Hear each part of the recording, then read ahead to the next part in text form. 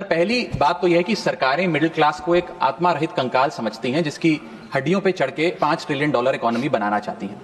Sir, इस देश का मिडिल क्लास कमर तोड़ मेहनत करता है, लेकिन इस मेहनत के बावजूद मिडिल क्लास गरीब हो रहा है, अमीर नहीं हो रहा। गरीबों के लिए तो अक्सर सब्सिडीज और स्कीम्स लाई जाती हैं जो कि लानी भी चाहिए। अमीरों के लिए production linked incentives, rebate, tax incentives, न जाने क्या क्या लाया जाता है, लेकिन इस देश के मिडिल क्लास को कुछ हासिल नहीं होता। ऐसा लगता है कि सरकारें समझती हैं कि देश के मिडिल क्लास के ना सपने हैं ना अरमान है, लेकिन वो सोने का अंडा देने वाली वो मुर्गी है जिसकी गर्दन जब चाहे मरोड़ के टैक्स वसूल लिया जाए। इसी के चलते सर मैं कहना चाहता हूं कि इस देश में मांग यानी कि डिमांड इसलिए गिर रही है क्योंकि इस देश का मिडिल क्लास सिकुड़ रहा है। तमाम आंकड़े एफएमसीजी सेक्टर से लेके गाड़ी बेचने वाले कंपनियों की सेल्स के आप उठाकर देखेंगे तो वो आपको यही बताएंगे कि इस देश का मिडिल क्लास खर्च नहीं कर रहा, और खर्च इसलिए नहीं कर रहा क्योंकि उसकी जेब में आमदनी ही नहीं है। मिडिल क्लास खाली सेंसस के लिए नहीं है सर, उसके भी अपने अरमान हैं, उसके अपने सपने हैं। 1989 में यूनाइटेड स्टेट्स ऑफ अमेरिका में एक पिक्चर बनी थी जिसका नाम था Honey I shrunk the kids. मुझे लगता है भारत देश में वर्ष 2025 में पिक्चर बननी चाहिए, honey I shrunk India's middle class.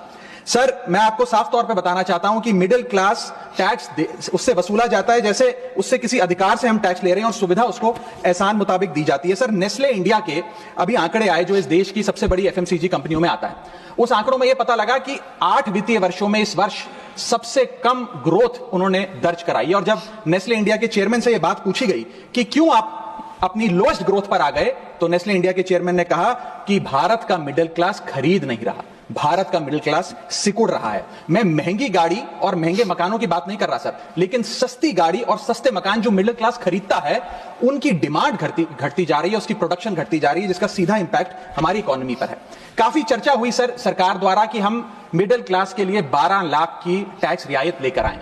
मैं सर बतौर चार्टर्ड अकाउंटेंट ये बताना चाहता हूं कि ना ही ये टैक्स एग्जेम्पशन है, ना ही ये टैक्स डिडक्शन है, ये एकमात्र टैक्स रिबेट है। इस रिबेट का स्वागत हम सब करते हैं, हम सबको खुशी हुई, लेकिन मैं आपको इन तीनों में फर्क बताना चाहता हूं और ये दिखाना चाहता हूं कि कैसे चोर दरवाजे से इंडियन मिडिल क्लास से अभी भी इनकम टैक्स वसूला जा रहा है। पहली चीज सर, ये इनकम टैक्स एग्जेम्पशन नहीं है। एग्जेम्पशन होता है जैसे एक सोर्स ऑफ इनकम पर इनकम टैक्स लगे ही ना, जैसे कि इस देश में एग्रीकल्चरल इनकम, खेती बाड़ी से जो कमाई होती है उस पर कोई इनकम टैक्स नहीं लगता, ये वो नहीं है। ये टैक्स डिडक्शन भी नहीं है। टैक्स डिडक्शन होता है कि फर्ज करिए आपने साल में 15 लाख रुपए कमाए, इनकम टैक्स डिडक्शन आपको 12 लाख रुपए की मिली, तो 15 घटा 12 3 लाख पर आपको इनकम टैक्स देना पड़ेगा। ये टैक्स डिडक्शन भी नहीं है, ये टैक्स रिबेट है। यानी कि 12 लाख तक अगर आपने पैसा कमाया साल में तो आपको इनकम टैक्स नहीं देना, लेकिन जैसे ही 12 लाख से ज्यादा, फर्ज करिए आपने 12 लाख 1,000 रुपए कमाया, तो पूरे 12 लाख 1,000 पे आपके स्लैब अनुसार आपसे इनकम टैक्स वसूला जाएगा।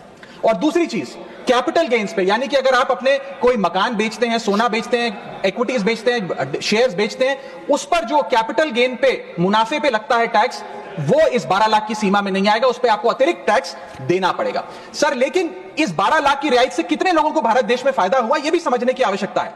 हम 140 करोड़ की आबादी वाले देश में रहते हैं जिसमें मात्र 8 करोड़ लोग इनकम टैक्स की रिटर्न भरते हैं, और इन 8 करोड़ लोगों में से मात्र 3 करोड़ लोग इनकम टैक्स भी भरते हैं।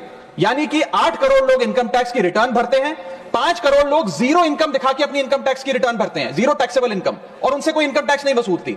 लेकिन जो बाकी 3 करोड़ बचे, मात्र वो ही इनकम टैक्स भरते हैं। तो किन लोगों का फायदा हो रहा है, ये भी समझने की आवश्यकता है। और इसका मुकाबला आप करिए सर, सीएमआई का डेटा बताता है कि इस देश में कंजम्पशन के आधार पे 43 करोड़ इंडियंस, 43 करोड़ भारतीय भारत की मिडिल क्लास में आते हैं। 43 करोड़ में से मात्र 2 से 3 करोड़ लोगों को ही इसका फायदा होने जा रहा है। उसका हम स्वागत करते हैं, लेकिन बाकियों के लिए क्या?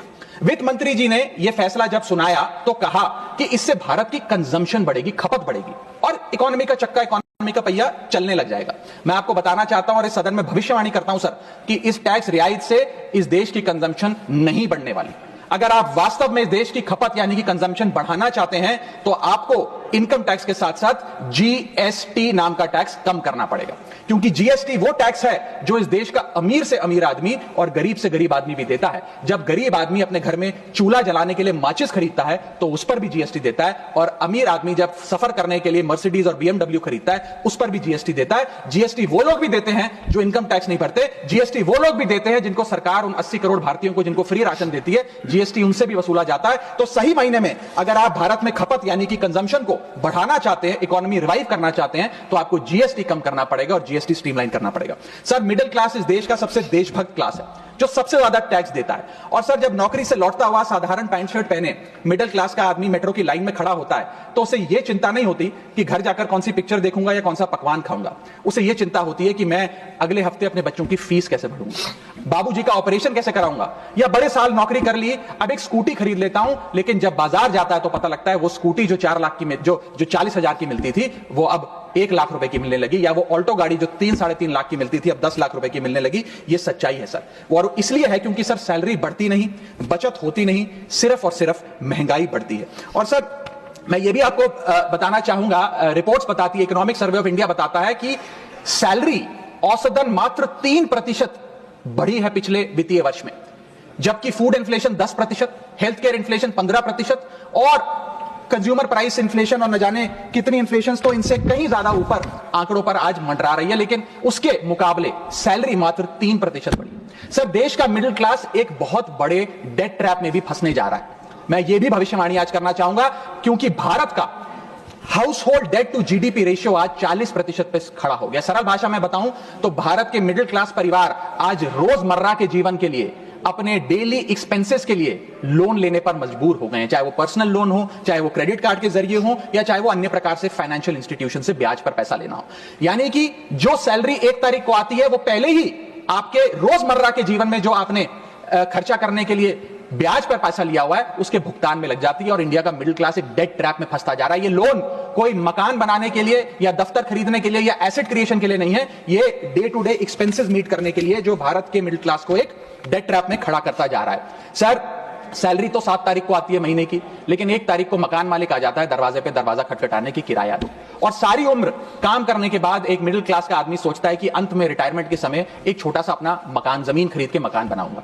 जमीन खरीद के मकान बनाना तो छोड़िए सर, आज रियल एस्टेट के प्राइसेस आपकी अर्निंग्स, मिडिल क्लास की अर्निंग्स के मुकाबले इतने ज्यादा हैं कि रिटायरमेंट 2-3 जन्म काम करने के बाद, रिटायरमेंट लेने के बाद भी शायद वो 2 BHK अपार्टमेंट भी नहीं खरीद पाएगा। इसीलिए मिडिल क्लास आज सरकार को वो गाना सुनाना चाहता है कि सारी उम्र हम मर मर के जी लिए, एक पल तो अब हमें जीने दो। सच्चाई है सर कि मिडिल क्लास के घरों में जब कभी शादी का कार्ड आता है तो चिंता हो जाती है कि सगन में कितना पैसा देना पड़ेगा, और साथ ही साथ नया सूट सिलवाना पड़ेगा, ट्रेन का खर्चा हो जाएगा, एटसेट्रा।